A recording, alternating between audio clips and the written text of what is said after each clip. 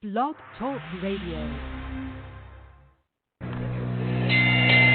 Fans, here we go with the main event of the evening. Ladies and gentlemen in attendance, boxing fans joining us around the world. It's time for the bout you've all been waiting for. Finally, it is showtime. Here, man, we dedicate our life to this sport. We do thousands of sit-ups in camp. We run hundreds of miles, for the ones that take it serious. And we just dedicate ourselves fully to our craft, man. We watch tape. We have attitude, we rooting, and we go into that fight and to land on the line.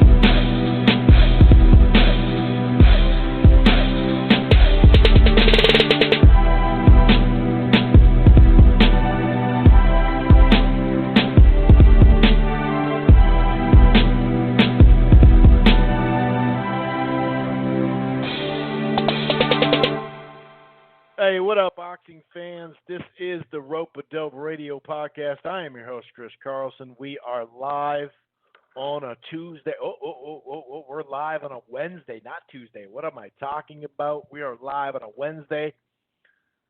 And we have some items to discuss, of course.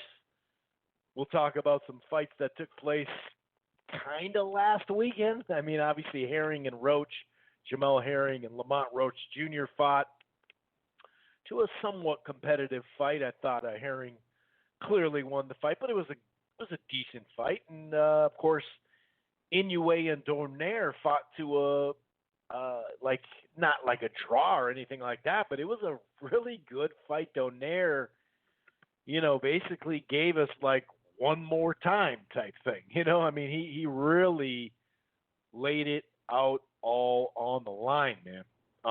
Great fight there. That was a really fun fight. So we're definitely going to have, some recap from that to start out. Wasn't able to do it yesterday. Life gets in the way type thing, but we are back, like I said, on a Wednesday. So we'll start with recap. Some people saying the monster Inoue is basically got exposed against Nonito Donaire. So, yeah, I mean, I'm going to talk all about that stuff. Obviously, when a pound-for-pound guy, has a harder fight than expected on paper. Remember, when we say expected, we're not professional matchmakers here. So there's a lot of expectations that we say and think we know, and then all of a sudden it doesn't turn that way. Sometimes a style matchup can cause issues. Yeah, it's interesting. They were both kind of, doing their thing as far as adjustments and whatnot. I was kind of surprised to see Nonito come out and push the pace.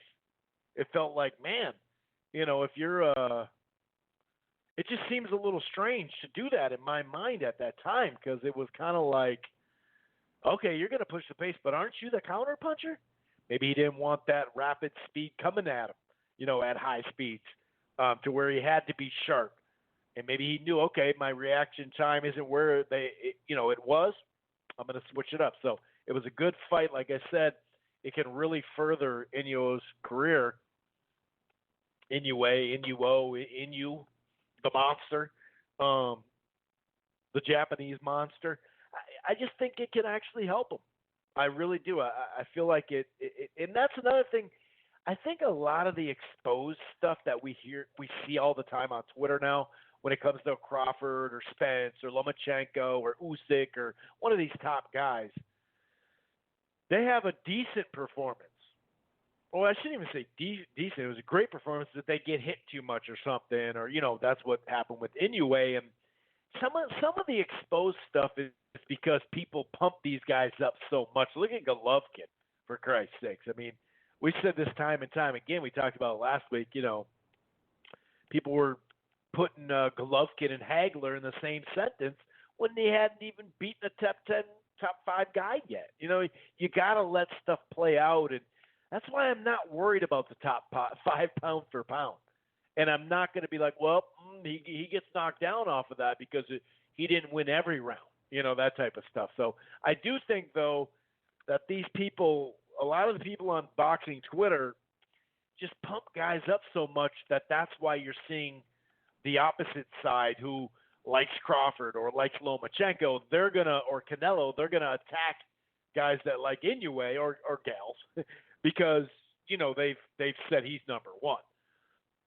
You look at the whole top 10, the whole top 5. There's an argument in the top 5, top 3, top 4, whatever for number one. I think each guy has a legitimate argument. So either way, we are going to discuss a variety of that stuff, whether it becomes boxing Twitter chatter or actually in the ring.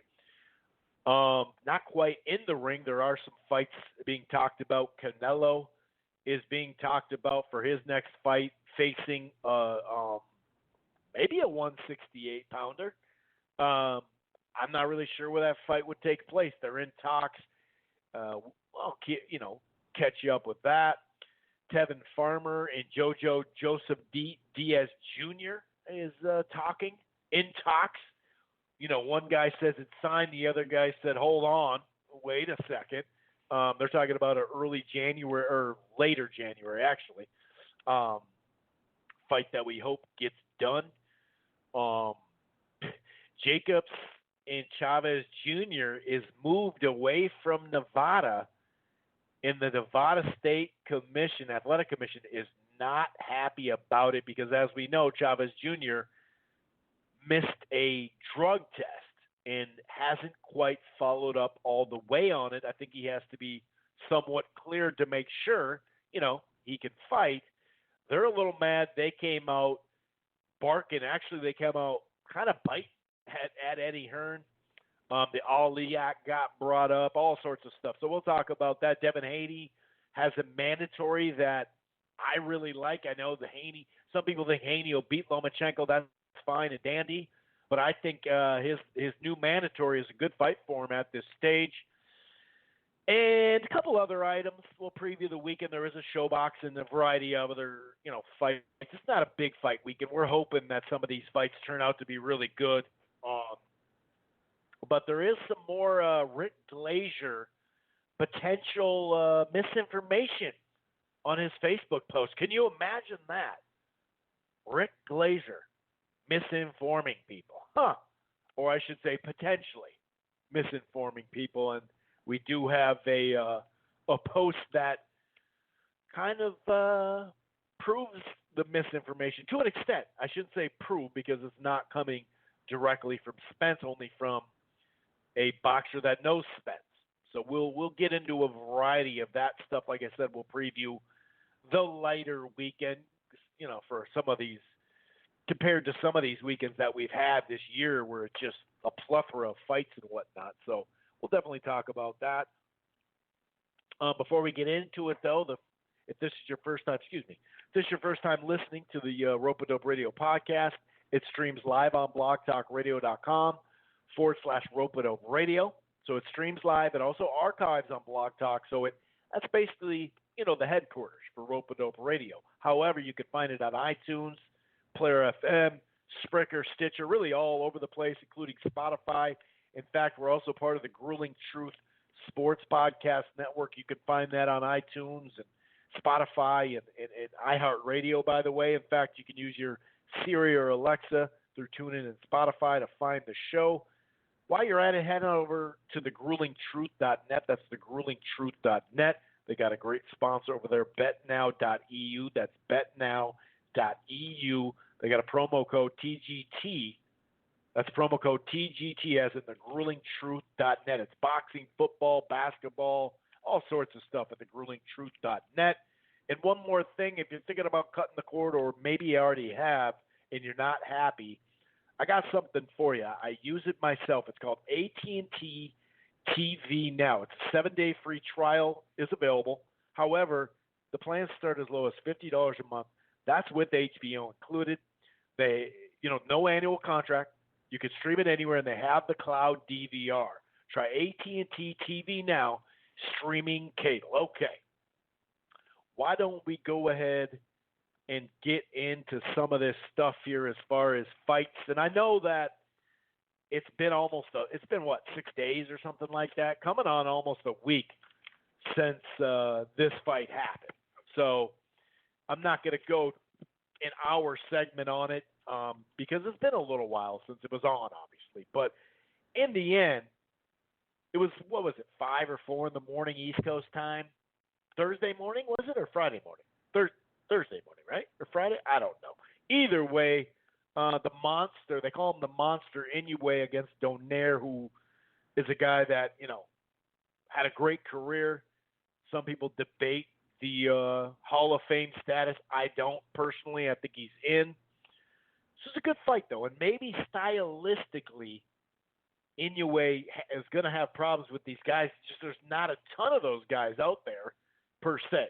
I thought Inoue started pretty well in the first round. He had the jab, few quick combos, left hook, won that round. I gave Donaire the second round. There was a left hook exchange that I kind of felt that Donaire got the better of him. He was also starting to apply pressure, and there was a cut from that left hook, I believe, on the right eye of Inoue.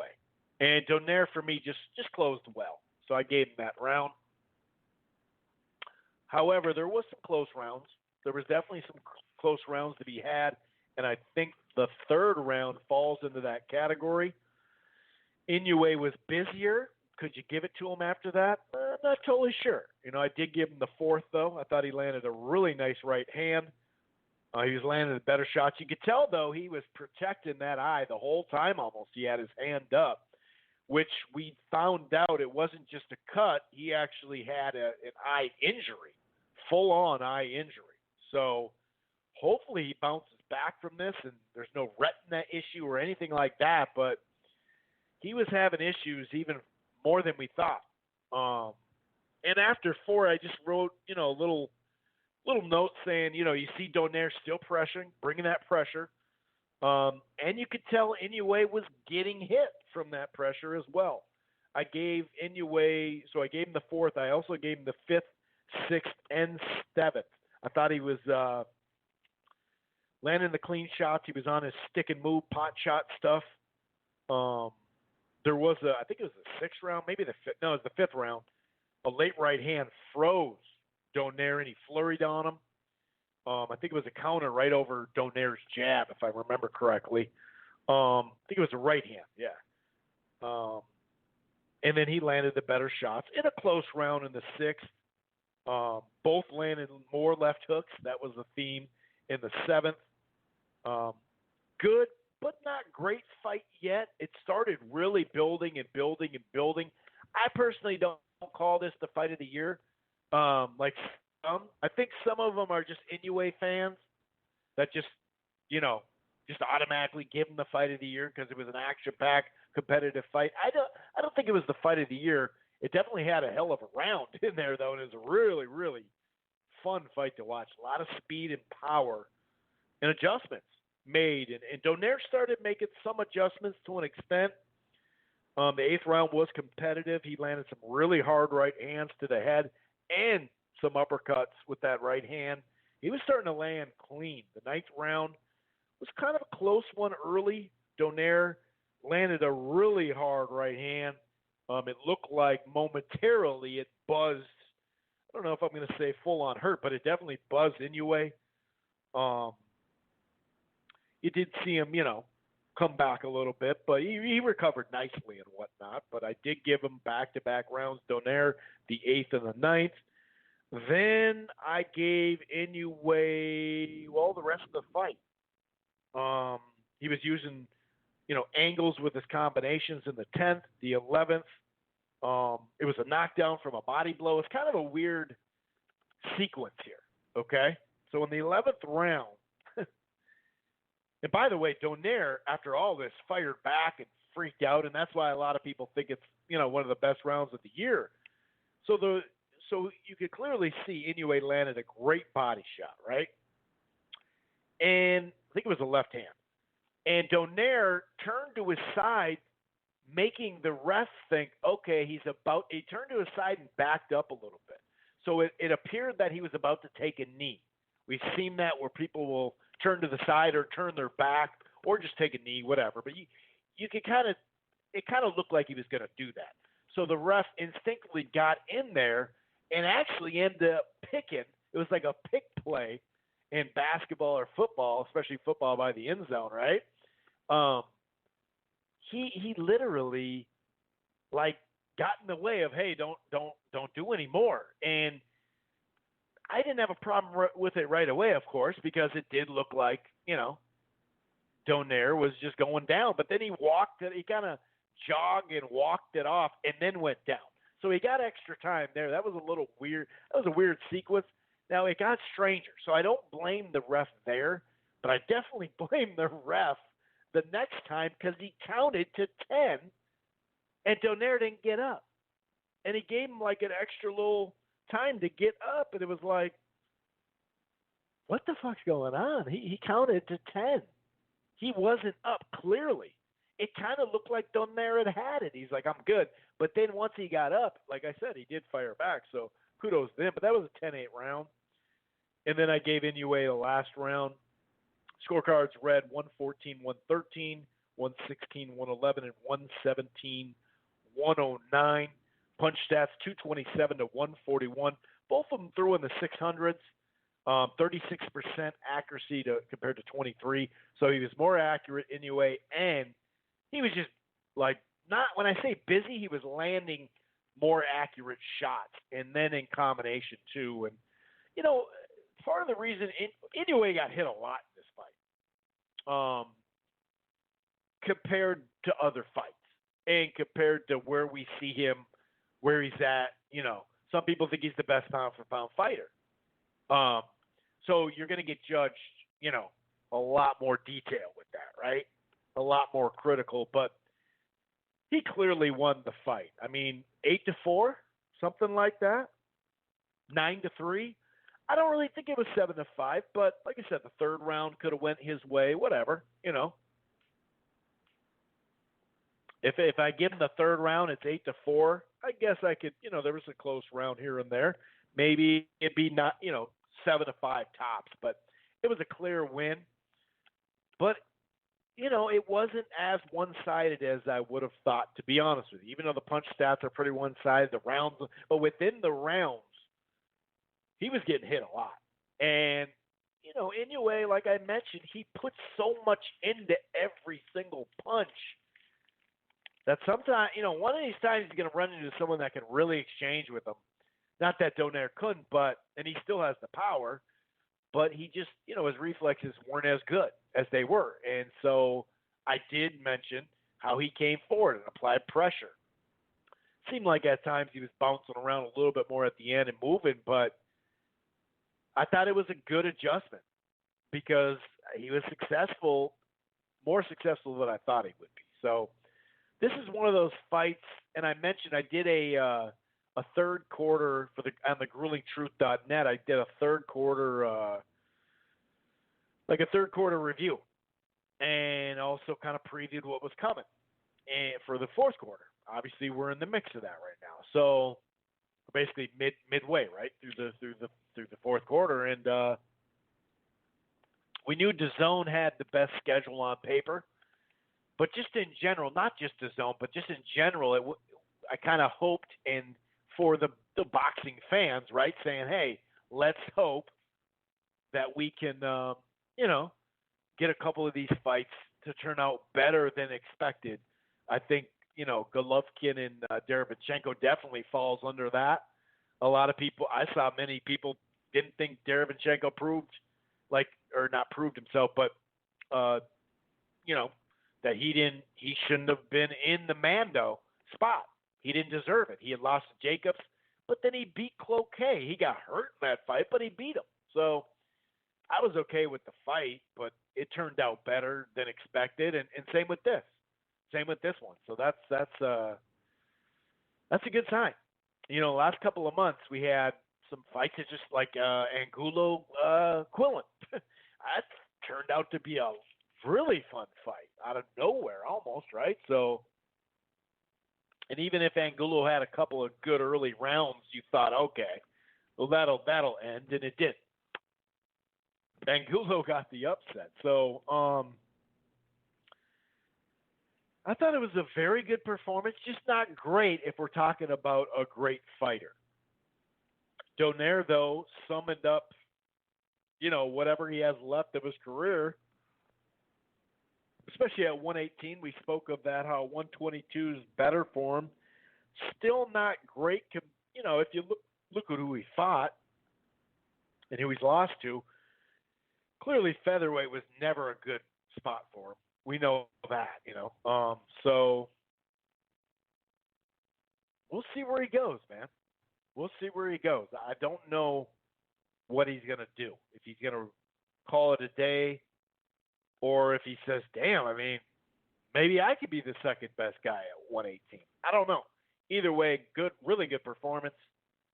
I'm not going to say he brought back his old form, of course, but still, you got to give him credit, man. Jean Pascal, a couple of these guys have looked done, looked washed, and man, they showed up this year. Even in Pascal won, of course, but still, this was a really good performance, and we'll see. Exposed, like I said, no, not exposed. I think he can really learn from a fight like this. I think he can learn to mix up the jab speed, mix up his punches a little bit, and not mix them up, because Inoue does offensively mix up his punches. I'm just saying the speed. You don't have to throw everything like you're going to knock everybody out at every time, because that's also how you expose yourself. And trading hooks with a guy like Donaire and some other guys around those weight classes, and especially if he keeps going up, right, because the weight could be an issue at some point. I don't know. I don't call it exposed just yet. No. I understand why some people say that, though, and some of it is like, well, you're talking about him as he's the number one guy. One, okay. And two, like I mentioned early in the show, the hype on this guy, whether you believe it or not, you're just going to get a certain percentage of people that are going to expect greatness every time out. Lomachenko against Pedraza. Did he get exposed? No, he's just not. He's not that tier crazy elite level at 135. That's what it looks like to me. Same with the Linares fight. Now he finished him, but still he just doesn't look like that guy. Even the Campbell fight in spots, more than just spots. He's not just a crazy elite guy at 35. Doesn't mean he's not an elite guy. Doesn't mean, he's number one, pound for pound. I'm not saying that. It doesn't mean he's not that. But, you just get the more hype you build on boxing Twitter, the more shit you're going to get. That's just how it goes.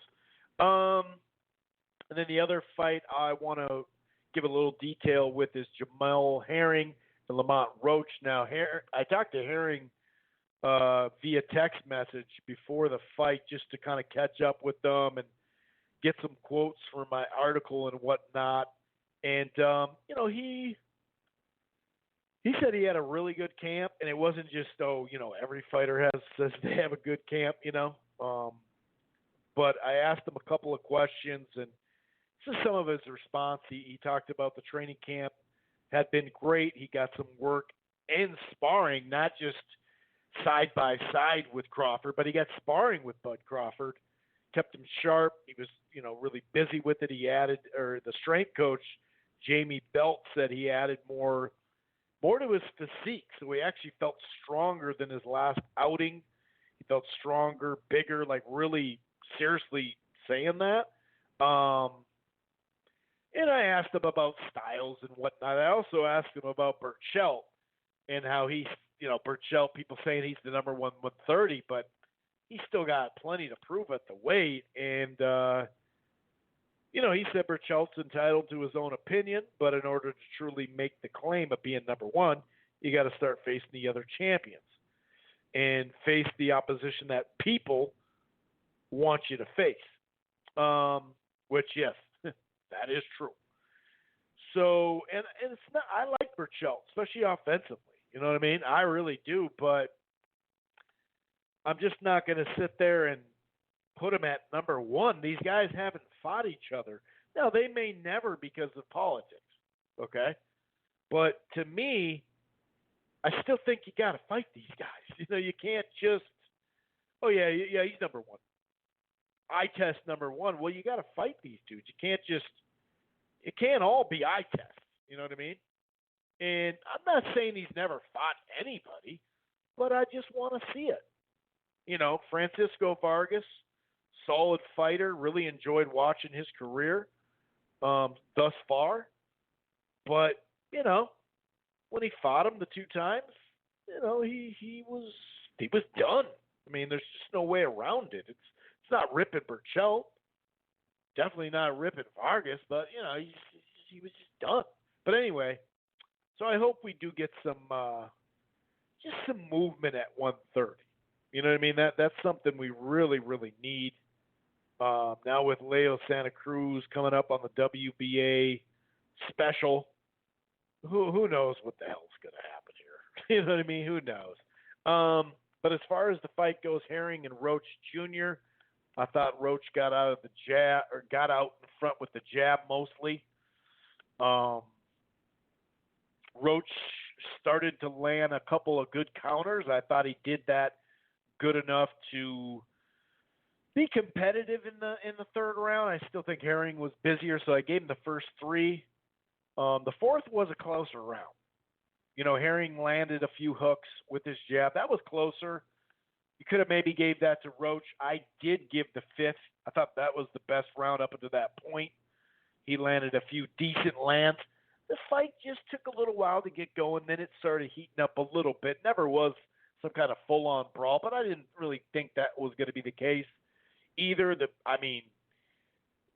Sixth round, I actually thought, Roach won it. I gave him the seventh round, too. He landed a really solid shot. It was behind the ear, but really solid shot.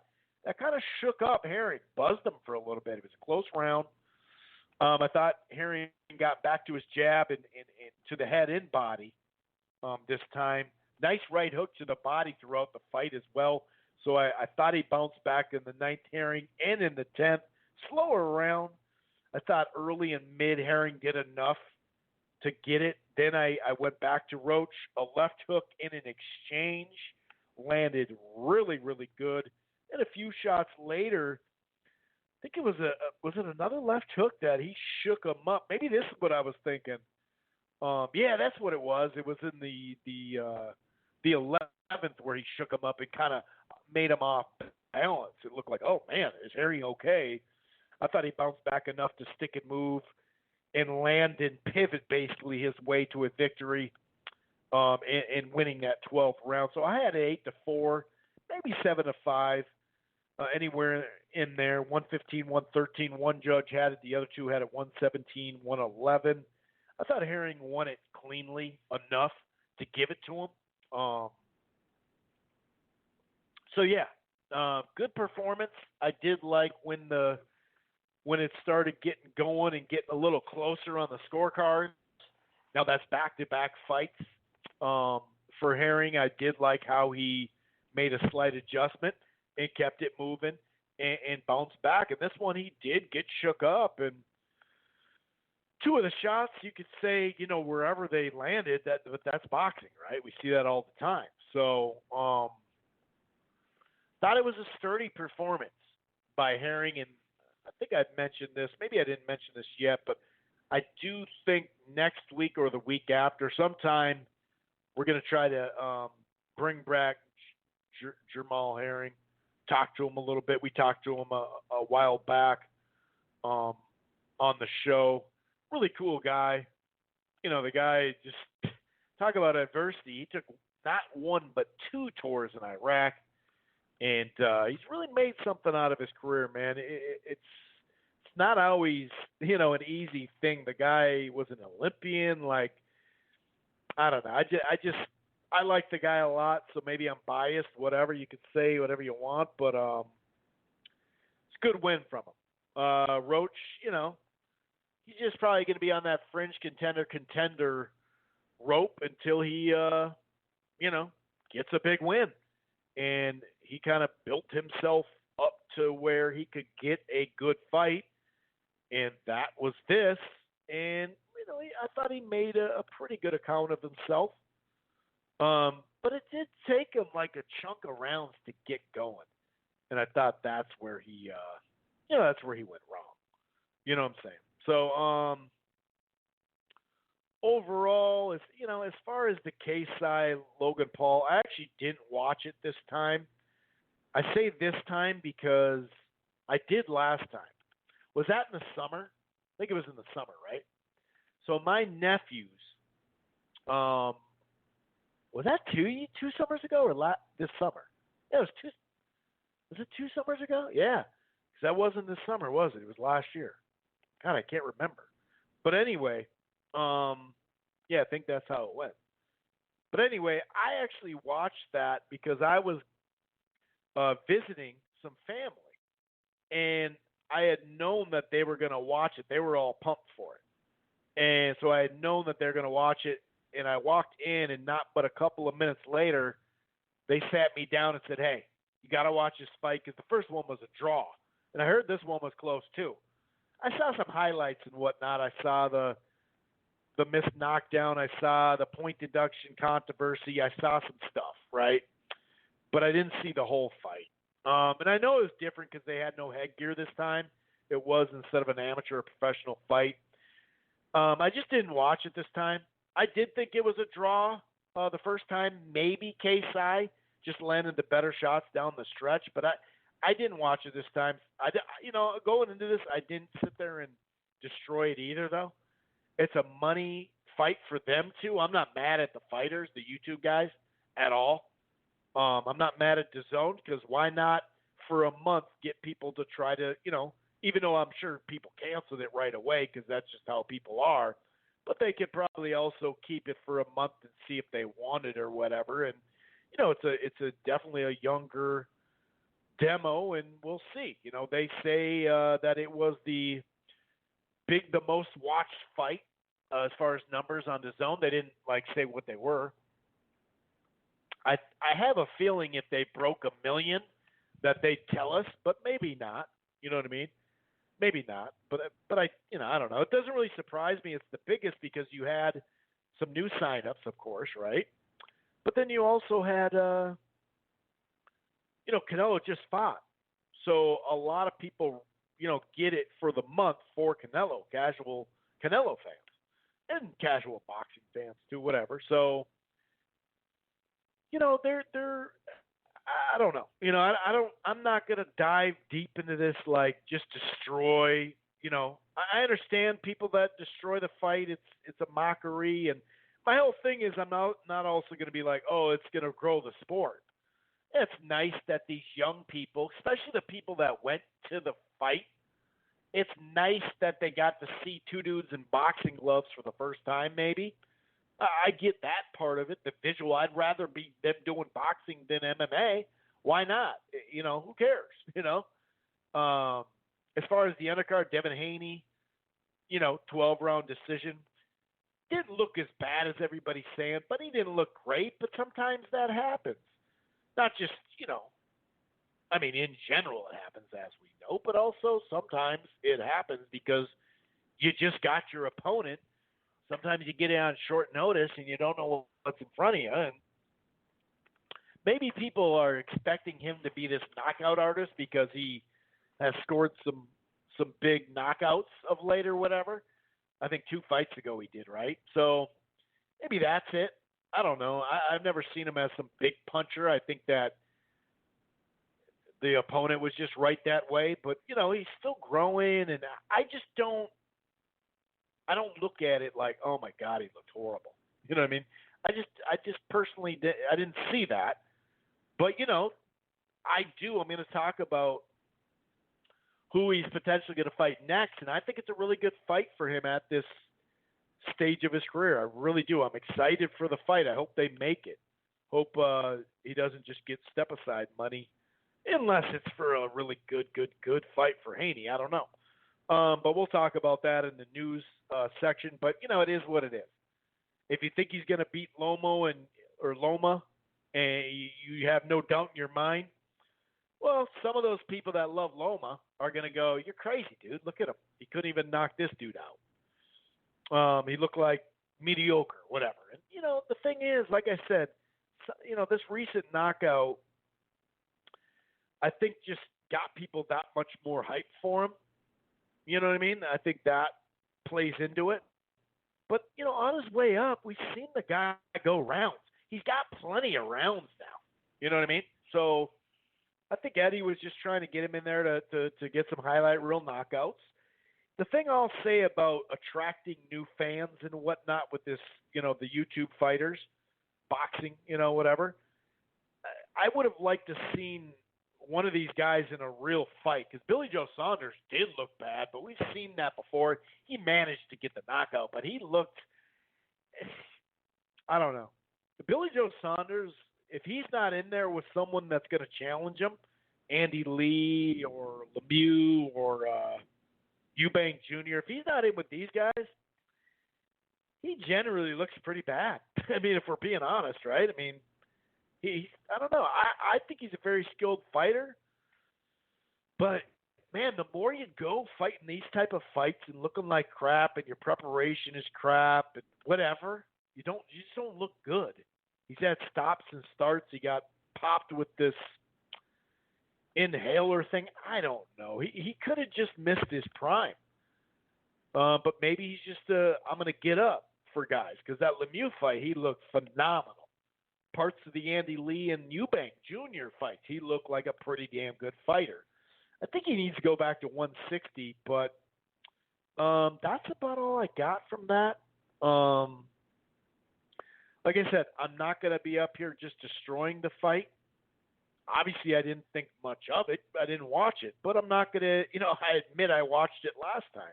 My nephews were into it. They sent me like screenshots and videos of it, and they were saying, hey, because I told them, hey, watch out for Devin Haney, and I told them about some guys or whatever, and it's like, oh yeah, Haney, I like Haney. You know what it was is they just Googled them, and so they were talking about him before. After I told them about him, then they respond with some texts because they just got done watching some highlight reels of him, so it wasn't really during the fight. But they did mention, like, hey, there's actually some decent guys, because they don't, one of my nephews is more into boxing. The other one's just pretty much a casual fan. But I don't know. It is what it is. Like I said, new faces. Maybe they'll – I don't – here's the point. Devin Haney now isn't going to do $1 million gates because DAZN and Eddie put him in front of this crowd. I guess that's my point. That's my point. And nor do I expect him to do that, though. I'm not ripping him because he doesn't do those gates. Not many in the sport do $1 million gates, So it is what it is. Like I said, I'm not going to go back and watch it per se. You never know. I could be up north sometime, and I don't even know. I need to talk to them about, are they going to keep DAZN? I'm pretty sure they're just going to drop it because that's them. But just to talk to their friends about it, or just to hear what their friends said about it. You know what I mean? That type of thing too, just to get a little feedback. That I don't know, but it is what it is. That's about recap for the week. The upcoming schedule. We're going to get the news mostly. Carcino should be calling in. Definitely 5:03. He'll, of course, close down the show if he can do that. If he's if work's going to work out for him and whatnot. So yeah, Carcino should be calling in a little bit. We do have a somewhat, I'm not going to say crazy large news items, but we do have some, I'll say, interesting ones. That's for sure.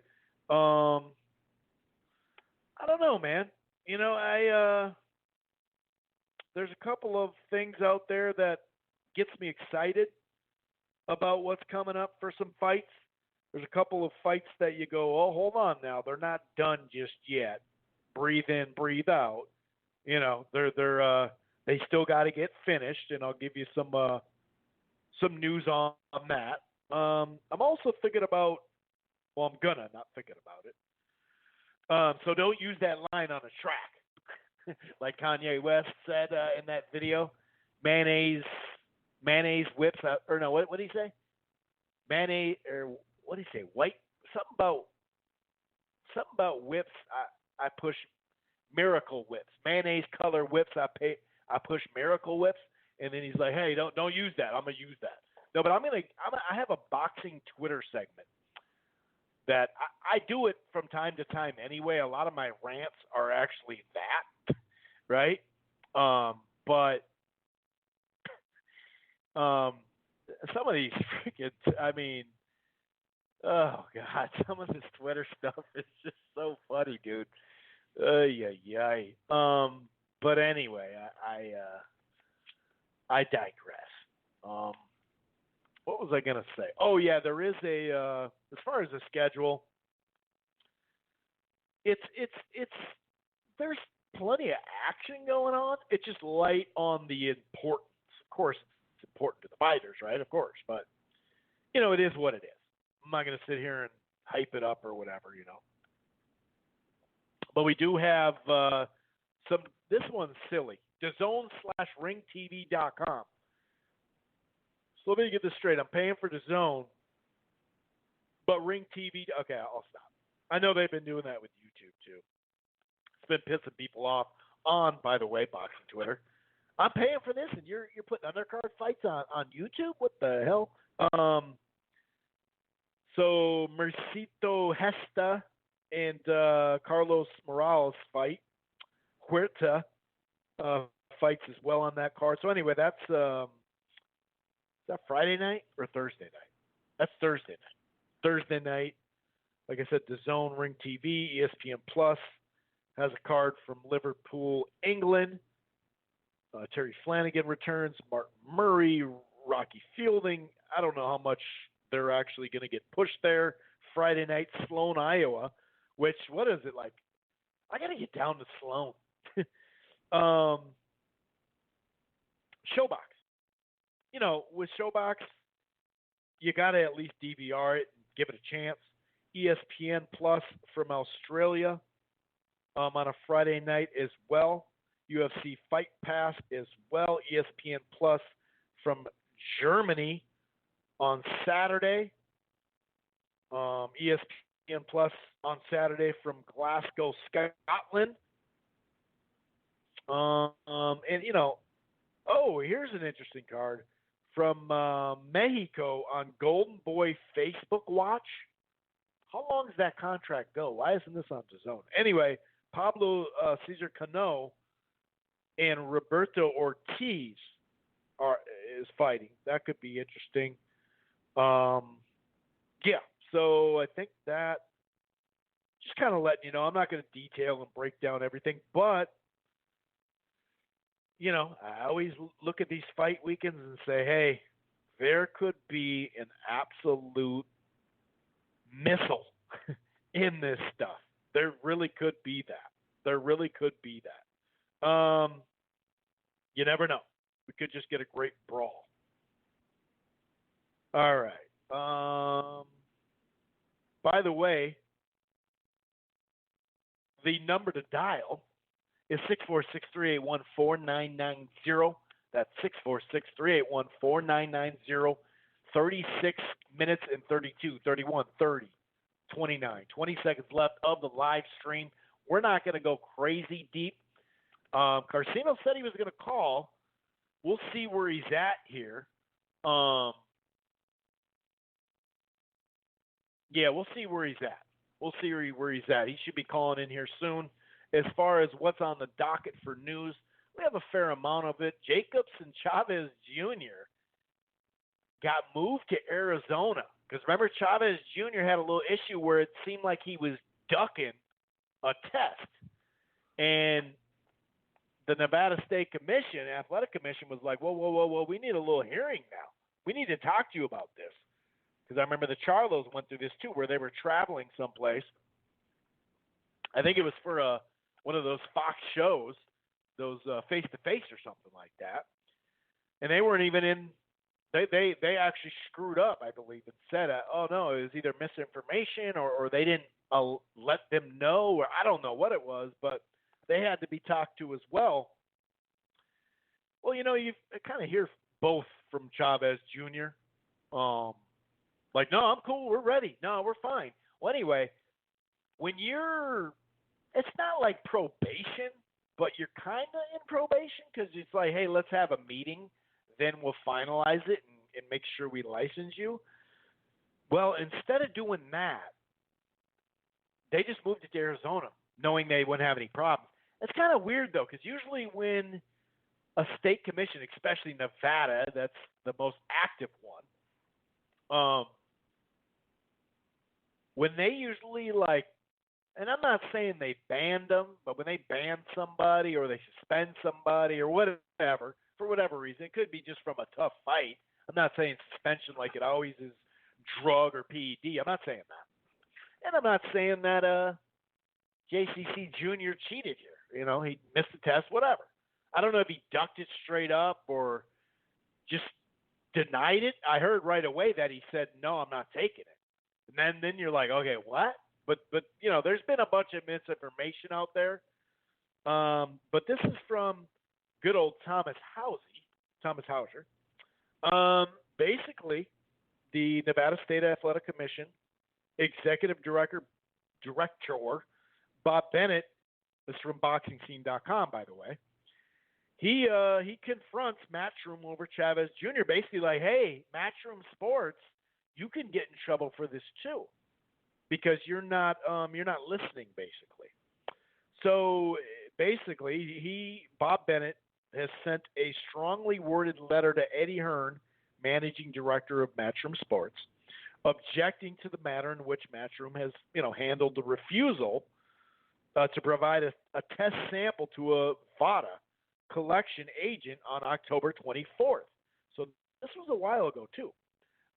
In part, the letter warns grounds exist to bring disciplinary action against Matchroom before the NSAC if Matchroom does not take the necessary actions to come into compliance with Nevada law. Our offices will consider options.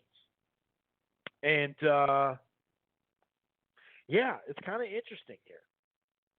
And basically, officially, Nevada placed Chavez on temporary suspension following his refusal to submit the drug test. Matchroom then contacted multiple states and found a site in Phoenix. So here's a little statement here. Nevada law prohibits any promoter licensed by the Nevada State Athletic Commission from having any other dealings related to unarmed combat with a person who has been suspended by them. Nevada law also prohibits a promoter from permitting a person under suspicion from participating in any contest or exhibition of unarmed combat during the period of suspension. Any violation of this federal law or of Nevada or federal law by licensing promoter has grounds for discipline. And it says, and this is where the Ali Act comes in, and DAZN has their own Ali Act problems. Remember they're saying, well, you could take this fight, Deontay, but then your next fight will be with Wilder. Or telling Golovkin he's got Canelo next when he doesn't. Like, you can't guarantee matches on paper and sign it. You can't do that. In addition, under the Ali Act, no boxer is permitted to box while under suspension from any boxing commission due to, among other things, failure of a drug test under the Nevada law, blah, blah, blah. So basically, now this stuff can get fixed real quick. Let's not say, oh, shit, Eddie Hearn's not going to. I already saw people saying, oh, Eddie's going to lose his license. And other people say, well, Heyman don't have a license. Yeah, well, Heyman's an advisor. He's not a promoter. Heyman's a packager, okay? But we all know he used promoters to skirt the law, right? Not to skirt it, to obey it, technically. So it was surprising, though, that they did that. And one thing about Hearn that he's got to realize, see, he'll stand up for this and talk shit about that, but then he'll, not talk shit about this and that. It all matters. It's just like a promoter. All these guys and gals do it. It is what it is. But I remember him recently talking about this law that if you're in trouble some way, somehow, suspension, whatever, if it's temporary or not, or for whatever it was, you can't go to another state in the United States and fight. It's just something that you don't do. And clearly he just went and did it. It's like, screw this. It's like, well. And now he's saying, well, as long as he doesn't do it again, it's all good. That's what Eddie's saying. It's like, well, you still have to figure that out. My point here is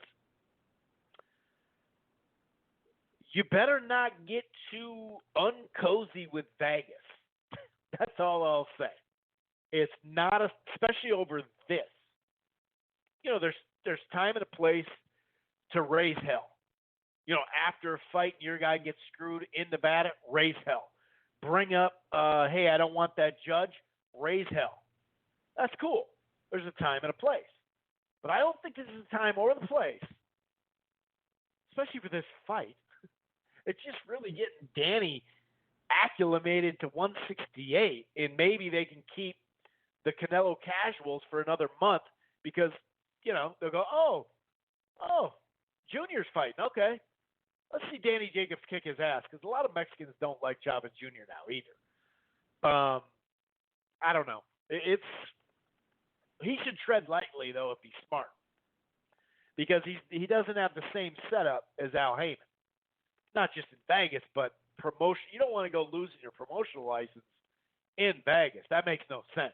Why do that? This is stupid to try to skirt the law in this situation. It's just kind of like, dude, come on. Obviously, he denied it. They wouldn't just make this shit up. Well, they may make this shit up, but, whatever. Anyway, yeah, that's something. That is something. So, yeah, we'll see where that goes. But, yeah, when I saw that, I was like, wow. They're just not even going to pay attention to what's going on in Vegas. They're going to go to a different state, especially when he said the different state stuff. I remember him saying this, because they were talking about, UCAD in the UK, which, this shit was, what was this, July 20th or something like that? Is that what the date was, July 20th? We still don't know what the hell happened all the way. How much wow. Like, if you were going to take this time to investigate this stuff, why was there a fight then? If it was going to take this long, UCAD, to get this stuff out. It feels like a 6-month suspension because now all of a sudden you got what's-his-toes fighting over in Saudi Arabia maybe, Dillian White, which, it's not like there's a lot of commission jurisdiction there, right, that they can't mess around. So I don't know what the hell's going on there. And I'm not even saying, Chavez Jr. is cheating. I'm not saying that. I'm just saying that if you want to keep doing business here, dude, the last thing you want to do in this situation is piss off Vegas to lose your license. I have a feeling this is going to be fixed, but I don't know. It just seems like I'm not saying it's a complete throwaway. Sorry for that long dramatic pass. I don't know what the hell that was.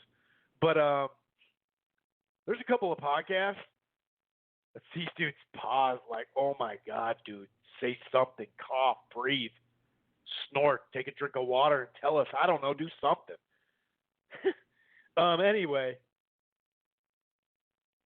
yeah, that's all I got. I actually tried a dramatic pause there, and I just couldn't allow it to go much longer. So I don't really know what's going on. We're going to run through a couple news items, too, as we get to it. Speaking of Billy Joe and drug testing and whatnot, right? Billy Joe Saunders is in preliminary talks and I've also heard very preliminary. I think I saw that on Twitter. In talks with Canelo. Now, is that at 160 or is that 168? I don't know. I'd assume it was 68, but I could be wrong. Billy Joe Saunders, I do want to see him against Canelo and Golovkin at some point so we can get this damn shot and get it over with, but he had that Andrade fight in his hands and messed that up. So, but there's talks of that. It is kind of, it's like, all right, well, if that's at 168, who would you rather see, Kelly Smith and him? Yeah, I could say that. I'd rather see other guy, Andrade and him. It's about the same, whatever. Wouldn't mind seeing Andrade get the fight at 160, obviously. I still want to see the trilogy, to be honest with you, but Golovkin had a really tough outing the last fight. He's got his mandatory. And that's the IBF Mando, too. I don't think he could step aside that, although maybe because it's a unification, they can figure that out. So that's some rumors going on. ESPN Plus, Disney Plus just came out, and they got the bundle. You can either get Disney Plus or you can get the bundle, which is Disney Plus, right?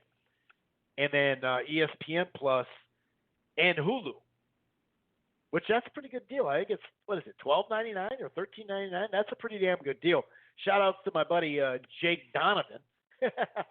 His tweet was hilarious because they were kind of going off that DAZN tweet that looked like it was a paid programming. That was some funny shit. Today, or maybe yesterday, I can't remember, Donovan was like, just saying some shit, like putting out like what looks to be, just a fake message, but he was just like, oh man, I got Disney, I got Hulu, I got ESPN Plus, I've seen some really good fights, I've watched some movies, and I still I'm saving money, and I still have ESPN, or I still have Hulu or something, and saying, and it's costing me way less than DAZN. It was just a joke because I mentioned that, a couple other podcasts mentioned that DAZN ad that said, hey, look at, I'm getting these fights for less money than Wilder and Ortiz. This thing's really paying off, that type of thing. That shit was funny. I thought that was pretty damn funny. And by the way, I got that tweet from Mannix. Oh, people were wondering what's up with Ak and Barack. Where the hell are they on DAZN? Well, they got a DAZN/Sirius XM show. I think it's a daily boxing show. Could be interesting. I don't know. I like them. I like their swag and all that. But to be honest with you, it just seems like a skewed look from DAZN's angle. That's what it looks like to me. Or at least their other show was. Who knows? Maybe this one won't be. But hey, boxing podcast on Sirius XM. That's cool. It's a daily show too, so that's cool. I'll take it. Hopefully they. I don't know. It kind of matters. What's the show called? I don't know what the show. Ak and Brock. If you title your show like some people give shtick to the PBC show. Right? And I get it because they don't talk a bunch of different boxing. They do here and there, but only when it usually comes down to their guy facing somebody from across the street or something. But they focus on it, but they also call it the PBC boxing show, basically. They say this is to keep you up to date with PBC stuff. So they're not really hiding behind some kind of the fight game or whatever, like you're breaking down the whole game. But anyway, what did I say? Oh, the ESPN Plus. They are up to 3.5 million now subscribers. And Disney with the bundle and just Disney Plus, 10 million people in 24 hours signed up for them. It'd be interesting to see how much people got the bundle. So that could really help. There's a certain former HBO marketing executive that talked about this as a game changer for ESPN Plus and Top Rank. and how they could be in front of potentially a more audience because we know DAZN Plus. It's coming. It's right around the corner. That's the pay-per-view model. No, but we know Disney Plus was going to blow up 10 million in a day. I'd say that's blowing up. And they're only going to add stuff to it. But like I said, the bundle is very inexpensive. So if you're thinking, damn, maybe I could drop, if you have Hulu, drop it. Might as well drop it. You might as well just get the Disney because it Disney bundle. You know, you get Hulu, you get ESPN Plus, then you get Disney. So that's my take on it. Anyway, like I said, ESPN Plus up to 3.5 milli, and it makes sense during college football because alumni of small schools never get to see their school on air barely, and those people are streaming games. That's what it is. The first big announcement we've heard two major announcements. One came after the UFC first weekend. They went, 535,000, something like that, sign-ups. And then we also heard the first one was when college football got introduced to it in the fall, last fall. So that's that. What else we got here? Devin Haney. So Devin Haney has a mandatory now. And I think it's a solid fight for him. So there has been a mandatory ordered. The purse bid would be on December 13th unless they were really close and had to push it back. I'm guessing that's not going to be the case, but you never know. You never know. Fortuna, I believe, still is with Heyman, which that would be a cross promotion. Oh my God, it does happen, just not at the high levels. But December 13th is the purse bid date. So, you know, if there's no agreement between the two sides, that's when it would happen. It would happen December 13th in Mexico City. That's, of course, for the new WBC, you know, that he got because of the franchise champion Lomachenko got named that, right? He got christened that. He which gave WBC, much like Charlo the belt for Canelo, it gave interim Devin the full belt. But I like Javier Fortuna for him. That's a good fight where he's at. Fortuna's kind of tricky. He'd probably be able to hurt him, maybe able to stop him because Fortuna, you know, sometimes he just overdoes it. And it's like, Fortuna, calm down, buddy. Calm down, buddy. Okay, so another fight that I hope gets made, but pump the brakes. Pump the brakes a little bit, okay? This is from Mike Coppinger, from The Athletic. Sources, he always starts with the sources. Joseph Diaz Jr., a.k.a. Jojo Diaz Jr., has accepted an offer to fight Tevin Farmer in a 130-pound title tilt January 30th, days before Super Bowl, in Miami. South Beach. Super Bowl is in South Beach. Farmer, however, hasn't received an offer from Eddie Hearn just yet, but they expect one by the end of the week. Okay? I like that. I like that fight a lot. That's a good, solid fight. You know, he's been busy. Of course, I'm talking about Tevin Farmer. Sounds like this fight would be a one-off on DAZN, but it does sound like they're going to extend on DAZN, which makes sense for them. This is Jojo Diaz on Twitter. It's official. I accepted the offer to fight Tevin Farmer for the 135-pound, blah, blah, blah. Tevin Farmer, take care of my belt for the remaining time. That's what he said. However, you know,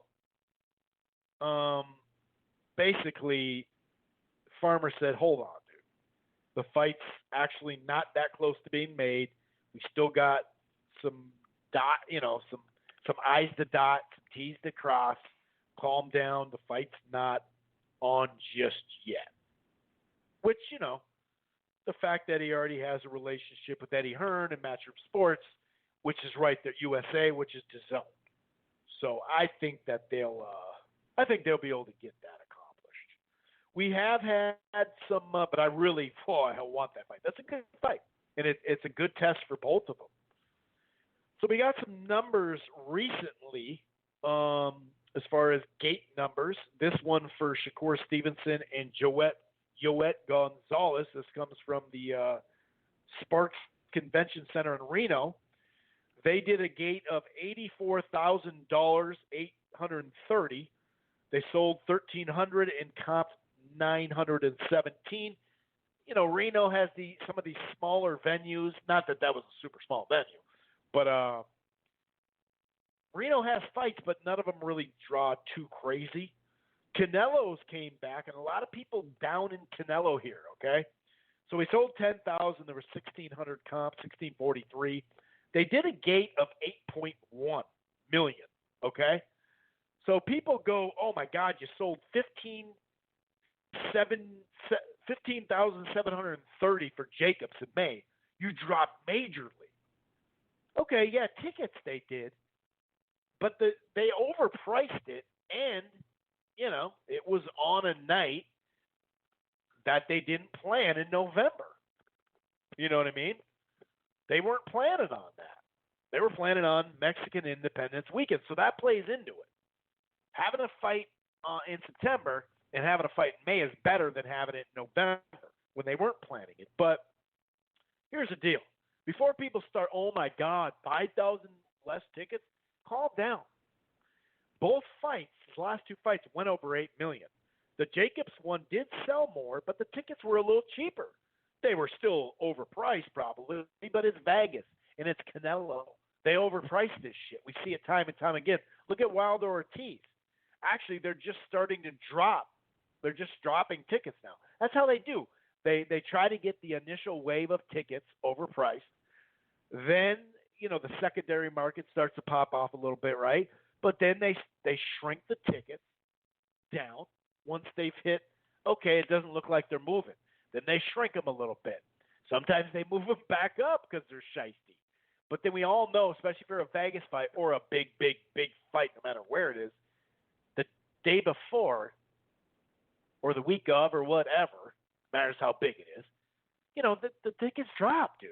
That's how it happens all the time. So they sold gate-wise, money-wise, 8.6 million. This one sold 8.1. So it's not like some kind of dramatic, oh, my God, people are just – a lot of people – see, this is what people do on boxing Twitter and all sorts of different boxing podcasts and writers and media members. Some of the big ones, they do this type of stuff. Now, they may not do the gate thing because that's easy to figure out, but they'll misinform. They'll misinform, just like a couple people at the Ring Magazine talking about with Bob Arum. Well, Bob Arum told me this is what the number was for Spence Porter pay-per-view. That's what Bob said. And then when you say, hey, Bob would know, right? Of course he has sources. That's true. But Bob also has a dog in the race. He has a horse in that race. So he could be misinforming, you know, totally misinforming you. And you hear what I just said, misinforming? What did I just say? I missed that. It just, I don't know, dude. It's, you know, and then they say, oh, he sold 20,000 tickets against Rocky in New York City. Go look at the ticket prices, dude. You know, they weren't as obnoxious as these were. That's what this stuff comes down to, guys. You know, it is what it is. Like, these personal bias, it just gets so silly. There's plenty of stuff to hate on Canelo for. Go for it, man. The scorecards, yeah, go for it, dude. The meat, the great. But this type of stuff is so petty, and this is what a lot of listens and views, especially YouTube, right? You can go on YouTube and talk about 5 boxers and just fucking scream into the mic and get viewership. Seriously, if you just did that, if you made a couple of videos a day and talked about Mayweather, Pacquiao, Canelo, blah blah blah, right? Golovkin, blah blah, Lomachenko, and that's all you did. You could you could get. I'm not saying you're going to make a bunch of money on the YouTube channel, but still, hey, they get views. I just think it's funny. So many items to destroy Canelo on at times in his career, and this is how you do it. He's fallen off. DAZN, under DAZN, his gate numbers are dropping. Well, when you fight Golovkin twice, you're not going to go over. You're not going to go over 20 million with anybody.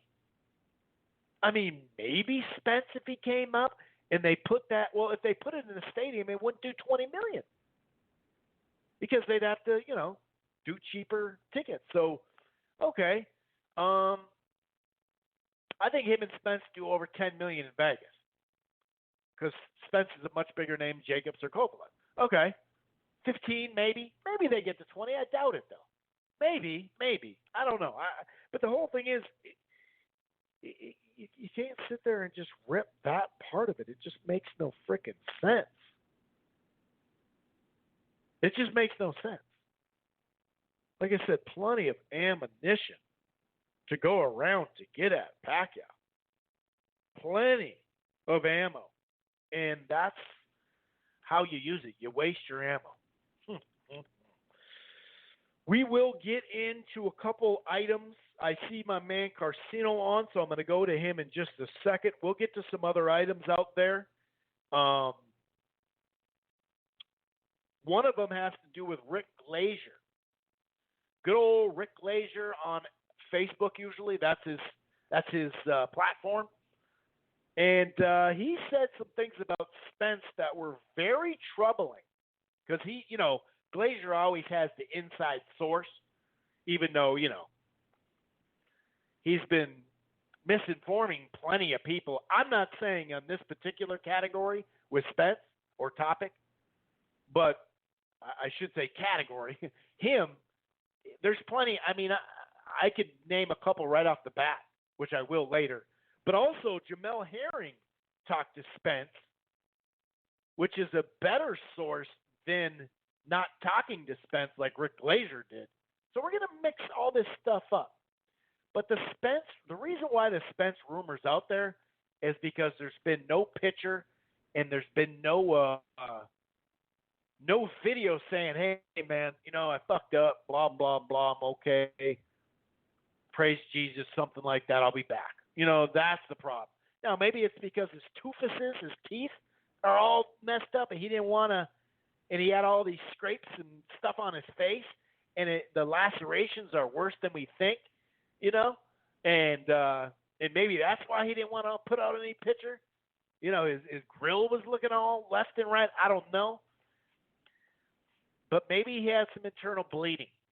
Why, if nothing was wrong, why would you be in the hospital for a week? So obviously, when you fly out of a car, you're gonna get hurt somehow, some way, and it's not just gonna be curb stomping your teeth. You took a major blow in there somewhere. But anyway, I digress. We'll talk about a variety of stuff. In just a moment, I'm gonna go ahead and mute him, or not mute him, but unmute him.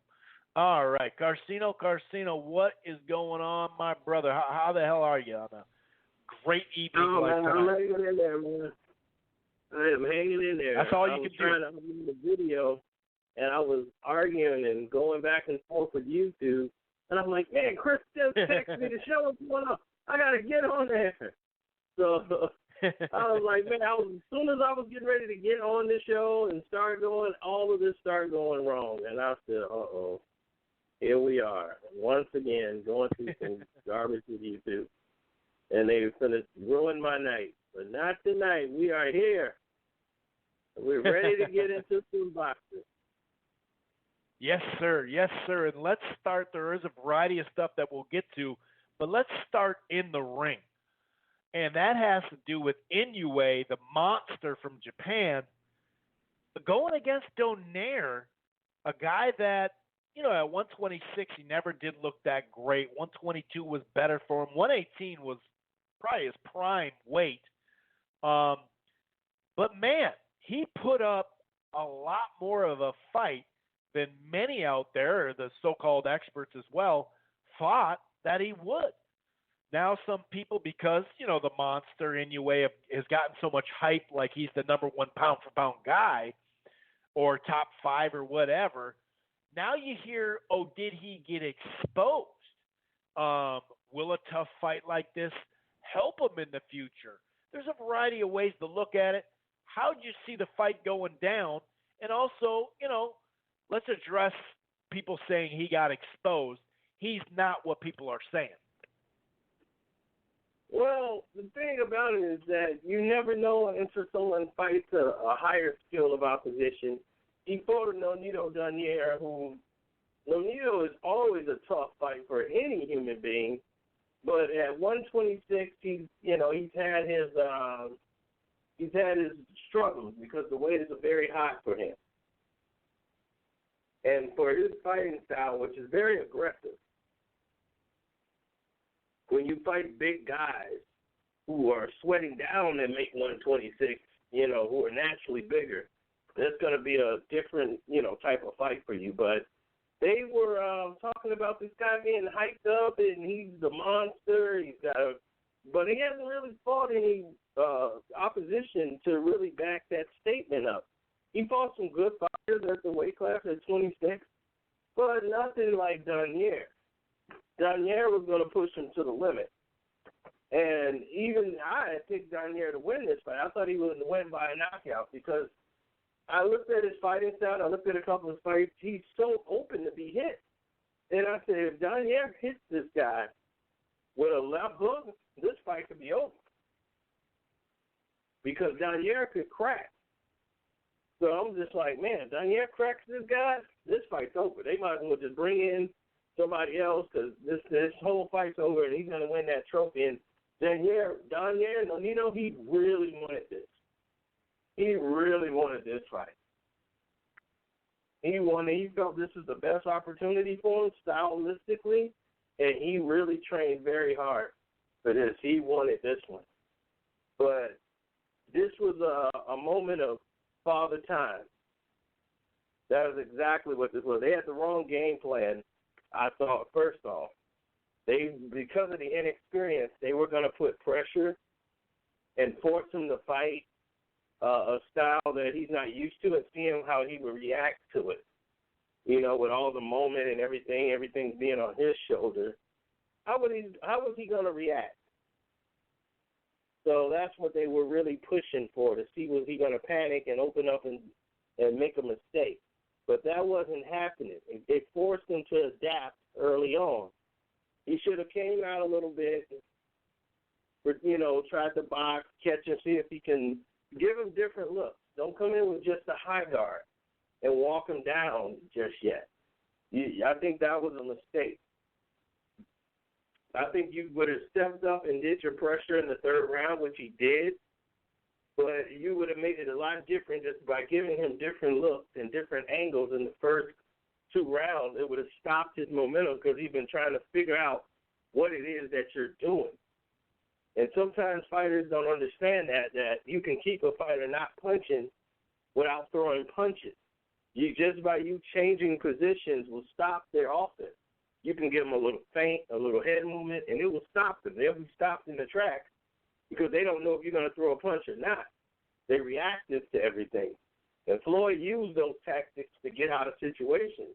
He wouldn't even throw a punch. He would just throw a feint or something and get him out of situations, get him out of a corner, get out of a spot without being countered with a shot while he's pulling out. And Nonito, he left a lot of Hello? Yeah, I'm sorry. Hello? You just said pulling out, so I had to pause for you. That's all. Go ahead. Oh, okay.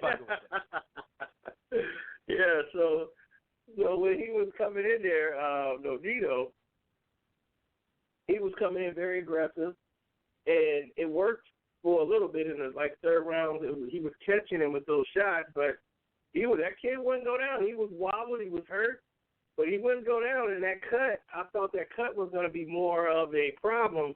But this is where not the inexperience, but the inactivity, the age factor kicks in on Nonito, because when he should have been working the jab and using his jab early on, he wasn't. He was just loading up with power shots and counter shots, and that was not going to get it done. You had to put the work in, and then when he did go to the jab, it was a lazy jab. And he was just throwing laser shots right over the top. I keep forgetting the guy's name, but my goodness, he was throwing laser shots right over the top. Tip. And I'm like, man, no, Nito's not using his legs anymore. And this is what happens when you're a reactive fighter. His whole thing is fighting off a rhythm, like Roy Jones. His style is more like Roy, where these guys, Totally. they don't, right, they're all reactive. And when they go into a fight like this and they're just reacting to everything and waiting for something, when your body starts to slow down and you can no longer get on the ball of your toes and use that wide stance and bend at the hip like you used to, you just become a stationary target trying to do all these things at once, and not all your body's not working together like it used to when you were younger. One part is doing it, the other part is like, oh yeah, that's right, we got to move too. And by the time you do that, you're hit. You know, and I've seen it happen to Roy, and I saw it happen to Nonito in that fight. I was watching his legs. I'm like, oh, man, he's trying to get it back. He's trying to get that balance. He's trying to get that rhythm that he normally fights at, and he can't. And he can't sustain. So he can only do it in spots. And he made a mistake, and that body shot that leaked through was due to fatigue and just older age. He was not able to take the step back. He used to bounce back, you know, and when those shots would come towards the body or in any of those counter punches, he would back up, jump back. He wasn't jumping back at all. He couldn't do it. And I just felt so bad for him because he really wanted to win the fight, but the right guy won. I had it like 7-5 or 7. Actually, I think I had it 8-4, but I thought that Nonito definitely lost. The knockdown sealed it. And there's some bigger fights coming up at 126 for that guy. I just can't think of his name. God, it's escaping me. But he kind of got exposed a little bit, but we don't know. Maybe this could educate him a little bit. It's hard for me to say someone was exposed when it's like they said Regis was exposed. You remember that? Regis Prograis got exposed when he fought Josh Taylor. Now, I agree Regis I felt was overweight, and I picked Regis to win based off Regis. Now, in my opinion, he has one of the worst trainers for him in basic Bobby Benton. Because basic Bobby Benton, all he's going to do is teach you one-step jab, one-step jab. The guy's had one amateur fight his entire career, and he's just a terrible trainer, in my estimation, as far as that corner work he did for Regis. And this is Regis' biggest fight, and I'm like, Regis is not making an adjustment. Either he wasn't telling Regis the right things or Regis wasn't doing anything, which I don't think that was the case at all. I think it was more the case of they thought they were going to walk through Josh Taylor, and that was the game plan. They had no A and no B. So for me, you need a trainer that can know the game plan, and that's why I said Freddie Roach would be a better trainer for Regis than basic Bobby Benton. I mean, why he lives in California now. He trains in California. Why leave California to come all the way back to Houston just to train with an inept trainer? It just makes no sense whatsoever. I don't know if he has a contract with Bobby Benton or what have it, but that guy needs to be out. Like 86. I mean, you've taken him as far as you can. There's nothing more you can teach him. You can go ahead and turn your focus to training some younger kids that's coming in the gym, but this guy, Bobby Benton, should not be training no world championship fight. No way, shape, or form. He can't do it. I've watched him, and he just cannot do it. So, Regis, if you listen to this, you got to get rid of Bobby Benton. So, moving around long to say that. So, we're not going to get Bobby on the show, is what you're saying. No, I'm just kidding. Oh, you can get Bobby? And when you do, tell him, we got a guy named Carcino who want to talk to you. And he wants to tell you, take a lap, hit the shower. It's over. It was a good run, or at least it was a run. Now you got to go. Right. I've seen your work, and I am not impressed. You know, it was like, you're being mean to the guy. I'm like, no, I thought I was being nice. If I was being mean, I would be like, look, you can carry the spit bucket. That's about it. I would be being mean. But no, I just think he did the best he could. He got him as far as he can get him. Now it's time to let someone else take over. I know financially it might hurt him, but it's the best thing for Regis. It is truly the best thing for Regis right now. And that's what's supposed to be the point. The main point is let's do something that's best for Regis. So I would definitely look into moving Regis in a whole new light and give him a whole new look. Either get Nate Jones, somebody who fits his style, who can educate them on game plan, get Freddie Roach. Out there in California, there's some trainers out there in Cali that can help him. He needs someone that could, like Rozier would be a great trainer for him. Someone who could game plan and tell him adjustments that he needs to make within the ring. See, then you avoid situations like, oh, he got exposed. Same thing that happened in the Donaire fight. Now they're saying, oh, he got exposed because they didn't believe the one fighter who was experienced could do what he did. Josh Taylor's an experienced fighter. And it just minimized everything that he did because everyone assumed Regis was just going to eat him alive. And when that didn't happen, everybody's like, wait a minute. Regis didn't do that, and this guy did this. Regis is overrated.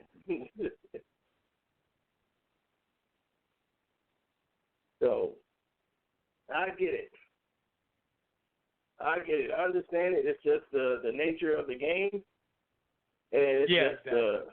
Especially when you're hyped, prisoner of the moment. And when something happens, people are not like excited that something different happened than what they assumed. Yeah, right. It's got to be some type of anomaly that has happened here. Yeah. You're not just advertised. Let's not think about the competitive fight we got. Let's not think about the competitive fight we got. Let's go to the exposed part. Now, I've had a little one-on-one with Eddie Hearn, so we're going to get into that. And this might bring some key detail as to a lot of questions.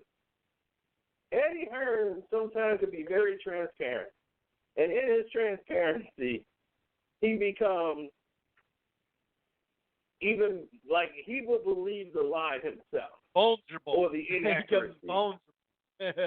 Because sometimes you're right. He says something where you're like, "Ooh, you may not want to say that because that's gonna come back to you." Yeah. So what he was saying, the goal is with the zone is to get people interested in fighting and do all of these different things that it represents. But like we said during the advertisement of Canelo and Kovalev, is the fact that I'm like, hey, there's no advertisement for the date of the fight. It's all about getting the app. And he's like, yeah, that's the point. Just get the app. It doesn't matter. You got to get the app anyway. You got to get the app. So we already know you got to get the app. Put the fucking date on there. He don't want to put a date because he don't want the one to go in there and unsubscribe. He thinks that's counterproductive. And now, everybody was on his back about the KSI fight. So he was like, oh, this fight's going to do 1.5 homes. So this is said and done. Everybody's crying and complaining. You don't have to watch. Just don't watch it. You don't have to complain to me. You don't have to complain to none of the fighters. If you don't like it, don't watch it. Watch something else. The Zone got so many things on there that you can watch. So his whole thing was, go ahead and just buy the Zone. Answer to all your problems. Just don't complain about it. You ain't got to watch it. That is your choice. But something very revealing was mentioned in the conversation, that they don't even care about the advertisement or pay-per-view or anything. Eddie Hearn is no longer a promoter. He's a salesman for subscriptions for the Zone. That's it. That is their goal. They want you to subscribe to the Zone. They don't care about pay-per-view. They don't care about advertisement. They don't care about anything except for the Zone. They want to push you to subscribe. They need subscribers. Because they know subscribers are going to have a harder time getting out of the deal. There's so many people that pay to get accidentally stay on. That's the truth, dude. It's tough to cancel some of these subscriptions, dude.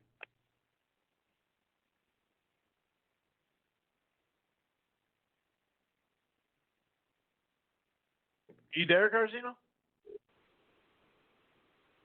Garcino. Can you hear me? Yeah, I got you now. I got you. Okay. What he was thinking was this was going to bring over some of those average, casual fans, and this, that might be there just for this social media fight, celebrity fight. They might get interested in boxing. Just a few of them. All we need is a few subscribers, and that's going to turn things around for boxing.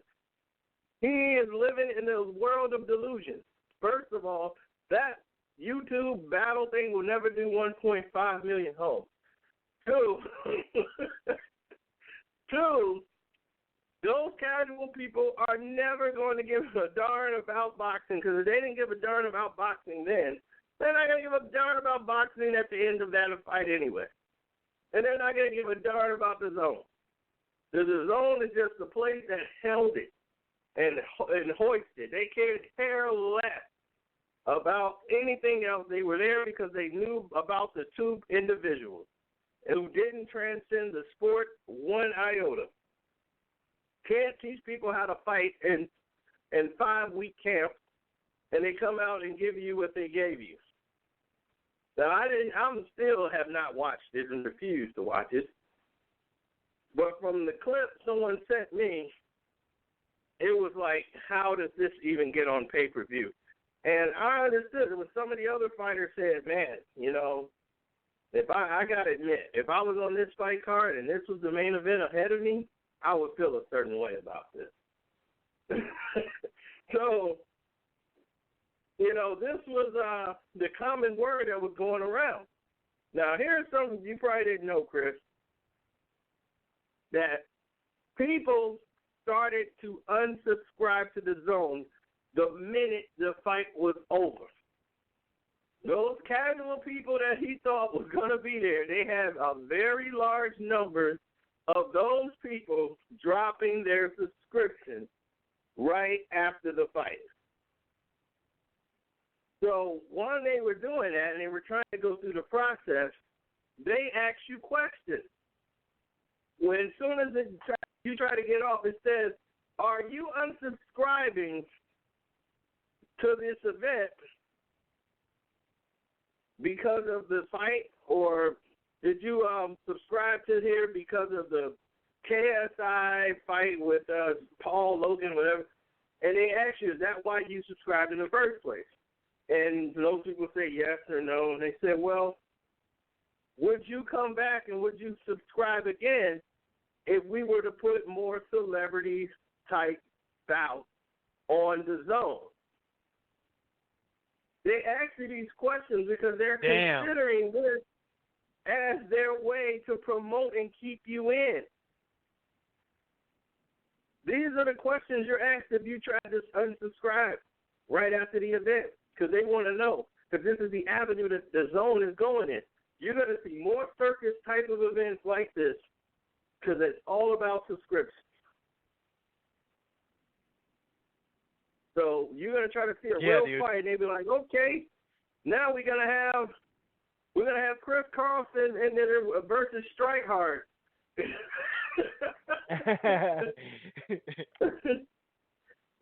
Who's gonna Strikeout. win? He's got a big old gun. Remember, he used to put that in his video. So I'm not trying to mess with Strikeout in that case. I haven't heard that name in a while, man. That's sweet. Right. So I'm like, yeah, we get D-Style in there and Ashy, start a whole rumble. I'm like, Joe B would be in there. I'm like, The Joe B rope-a-dope would snap. rumble. Yeah, Joe would snap during the promo. So. yeah, right? He'd be great for Yeah. promo. Hell yeah. Everything will be going smooth, and then the day of the fight, he's like, you know what? I'm not going to do it. This one guy ticked me off. Got 3 seats back over there. Just because of him, I'm not going to do this whole thing. You know what? It's over. Tell me what? Yeah, I'm going home. Joe would He let him probably have it, wrote the though, whole in thing the up. promo, man. It'd be so much fun having somebody try to talk shit to him right to his face. He would just be laying into him, man, verbally. But that's interesting, though. That is interesting, though, that they're trying to get it out there like, hey, if you guys did like this more, should we do this now and just keep trying to add to this? And young people will cancel quick, dude. Young people cancel quick, because they're just used to doing it. They're used to just boom, boom, boom, boom, boom, boom. It's funny. I'm going to bring up a survey a little bit later in the show. Listen to this. So I might as well add to this since we're on this topic. Here's a survey that they were, because they give you all sorts, or they potentially give you surveys just in general. Here's a couple of the questions. They already went from $9.99 to $19.99 for a casual fan, right? That was already like, wow, you just increased the price. Well, listen to this. If the DAZN subscription was $59.99 for 3 months, how likely would you be considered to subscribe?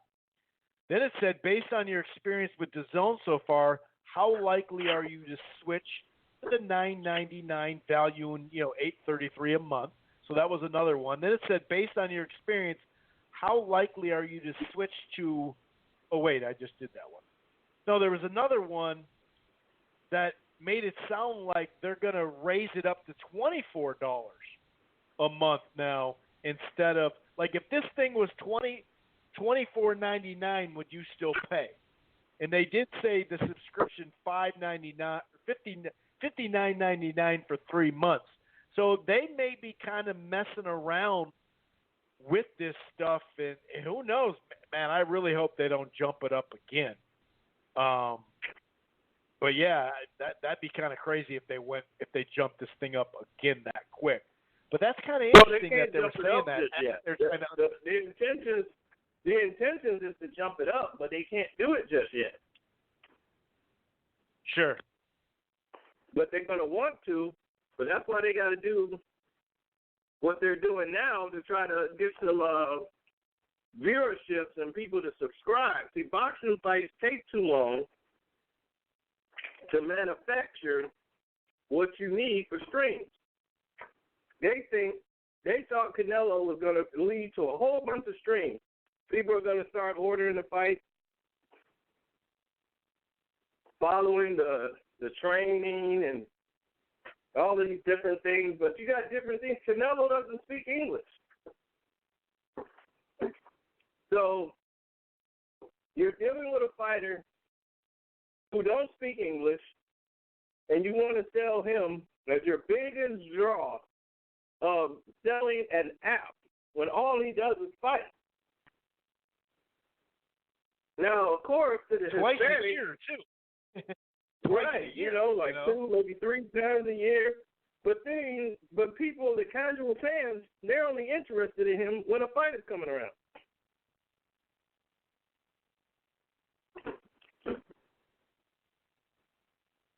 So, yeah, DAZN even admitted that after the first Rocky fight, and that's why they jumped it up an extra $10 for those people that do that. Exactly. So you're only going to get that fight there. Then when that fight ends, it dies off. I'm like, even for Floyd Mayweather, Floyd Mayweather's interest was what he was doing in the ring. And he was the biggest draw in the sport, but nobody really cared about Floyd until a fight was coming around. Then they had something to talk about, or they had an opponent that was worthy that they thought could beat him. Then he was staying around and doing different things. You don't see Canelo on social media doing too much. He don't really have a personality that integrates with social media.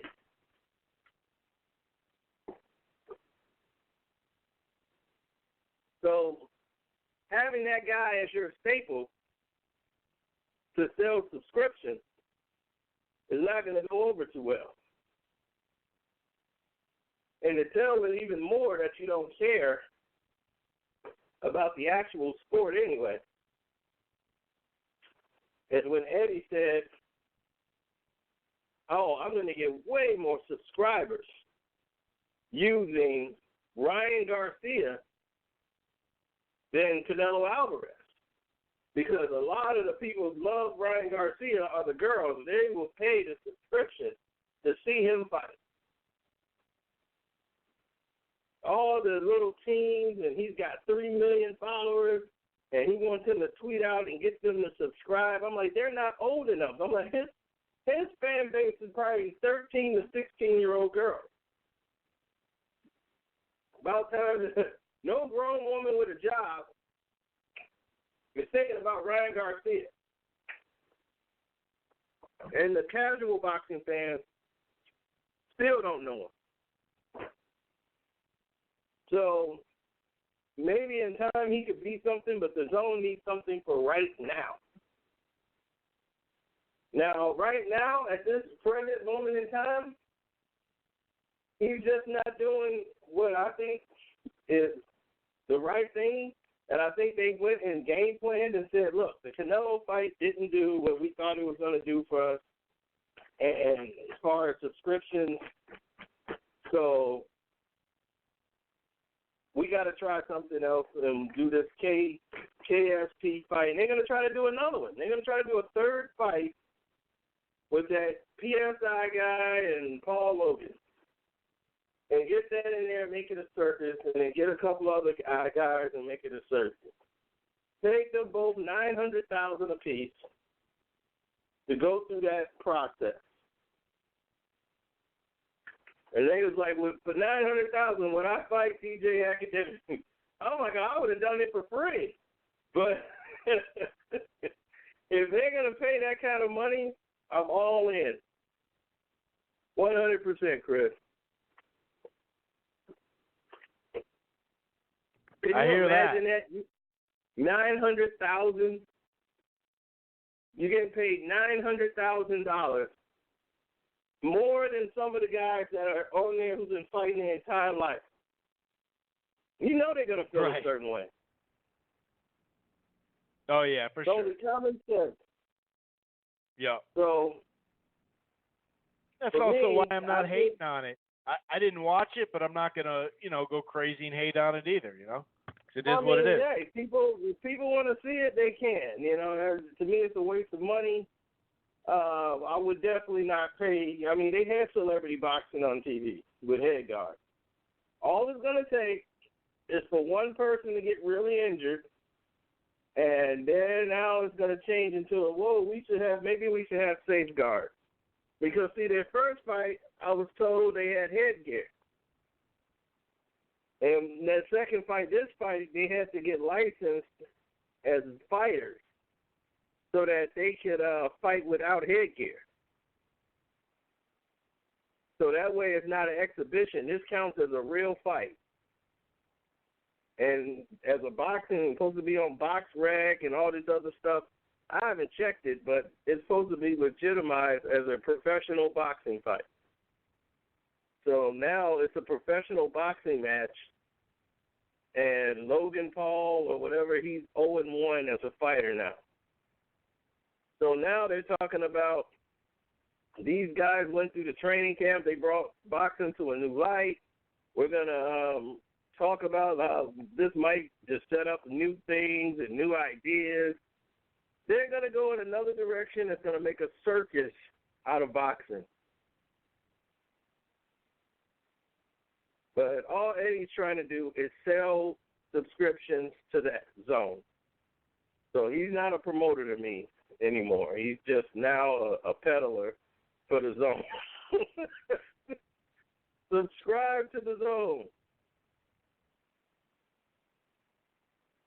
So he's got to find people that get on the zone and stay there.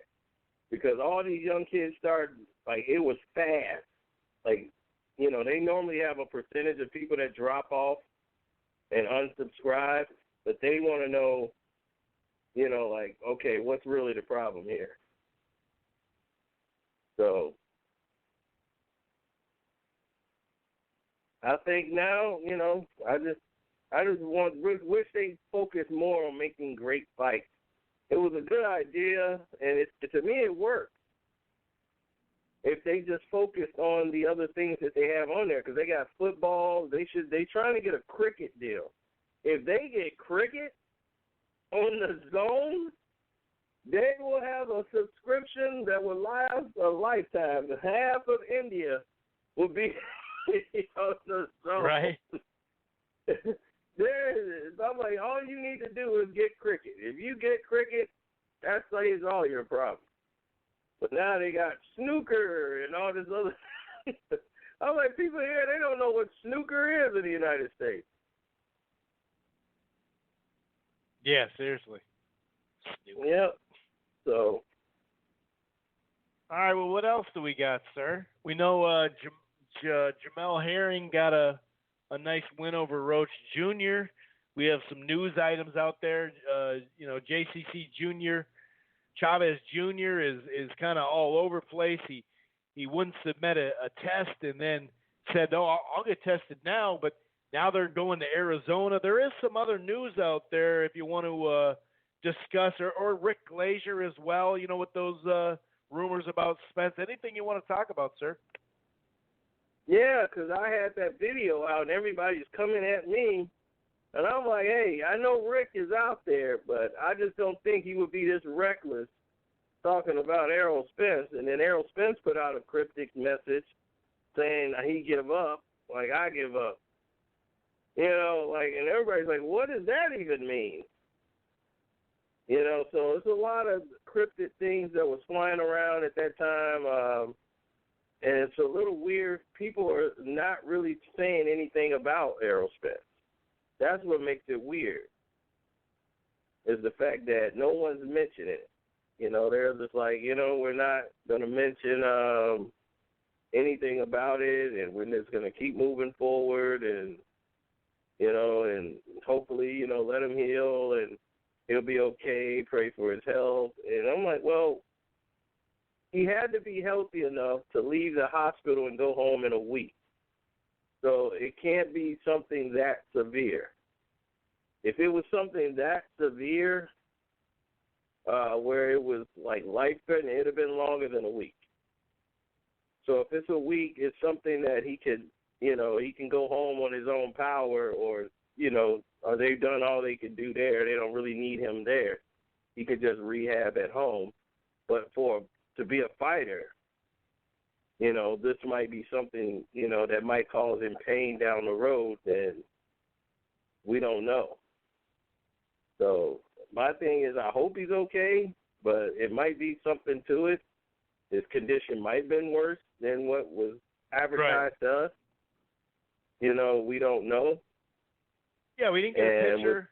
We didn't get an actual image of him. Or did we get, you know, some sort of voice thing, or like him in front of a camera saying, "Hey, I'm good. I just want to send out a shot to my fans. Blah blah blah. I'll be back in the spring," or whatever. You know what I mean? So I don't know. Right? Because it is when shaky. they went and gave him a DUI, a DWI, whatever, you know, normally he would have to go to court like in about a week or so after the fact. So I'm quite sure they're just going to settle it and where he doesn't have to go to court due to his injuries and things of that nature, and that's why the DUI took so long, because of his physical state. So, you know, it's a difficult situation, and plus he's not somebody that doesn't have money. he might not even have to make an appearance in court.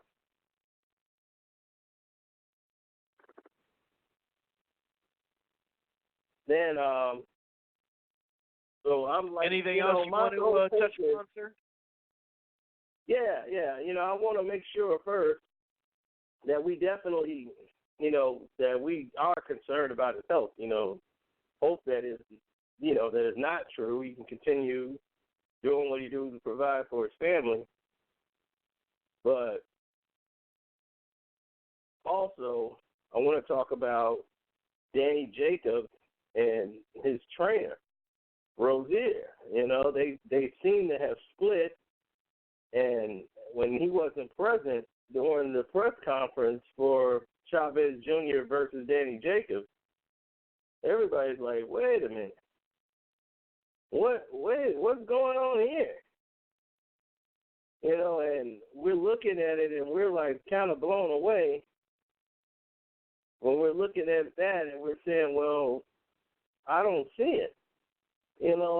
Where is Rozier? So Rozier went out there and says he's not with him. He's like, he hasn't even spoken to Danny Jacobs, but Danny Jacobs has not treated him nice since they've been together. So that's that, and he's not going to work with him anymore. And that was a blow to everybody who couldn't believe what was happening. Right. And I heard a lot of it had to do with that new deal and how he didn't want to give up, the normal percentage. And he didn't want to give him that much money, kind of like Abel Sanchez with Golovkin. He got this big deal, and he didn't want to give him the money. And it's crazy because in that Derevchenko fight, of course, he chose Danny to fight with Danny. Of course, to train Danny. Of course, he'd do that. But, yeah, it's kind of interesting, man. All of a sudden, it's like, oh, whoa, what? And maybe Danny didn't like how he said it in public beforehand. I don't know. Yeah, and the thing is that trainers are supposed to get 10%. That's the rule. And that seems to be a rule that is not set in stone, and guys do not even follow it because they pull out of it every chance they can get, and they pay a trainer what they feel like paying them. And I'm just like surprised because I'm like, man, that is very weird to me because, you would think that this would not even happen at this level. You would say, well, okay, at this level, this trainer's been with me